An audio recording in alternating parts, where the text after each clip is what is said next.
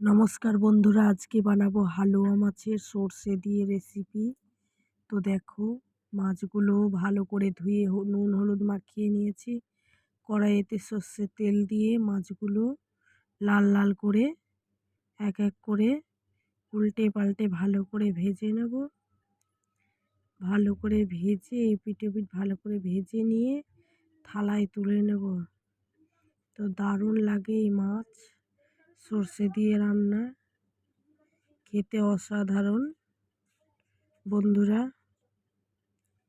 তো এবারে এই যে সব মাছগুলো আছে, এবারে সব এই যে টমেটো, পেঁয়াজ, লঙ্কা কাটা, সর্ষে ভিজাতে দিয়েছি। তো সর্ষে ভেজাতে দিয়ে ভালো মতো তুলে নেব। আবারও একই তেলেতে মাছগুলো ভেজে নিলাম, আরও মাছগুলো। তো মাছগুলো ভালো করে ভেজে নিয়ে এবার একটা থালার মধ্যে সবগুলো তুলে নেব। একটা থালার মধ্যে সবগুলো তুলে নেব। সবগুলো তুলে নিলাম। এবারে ওই মাছ ভাজার তেলেইতে আর একটু তেল দিয়ে দেবো, সর্ষের তেল। তেলটা গরম হবে, ওর মধ্যে কালো জিরে দিয়ে দেবো। কালো জিরে দিয়ে দিলাম। কালো জিরে দিয়ে এবার কেটে রাখা টমেটো, পেঁয়াজ সব তেলের মধ্যে দিয়ে দিলাম।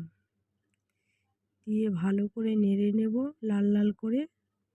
লাল লাল করে নেড়ে নিয়ে এবারে ওর মধ্যে নুন হলুদ দিয়ে ভালোভাবে মশলাটা কষিয়ে নেব।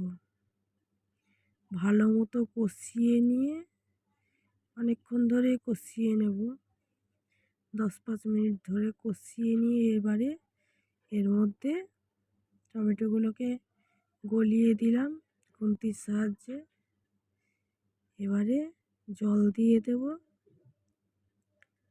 তো জল দিয়ে ঝোলটা যখন ফুটে উঠবে, খানিক পর 10-15 মিনিট পর ঝোলটা ফুটে উঠবে, তখনই ফুটে এলো। এবারে মাছ ভেজে রাখা মাছগুলো দিয়ে দিলাম।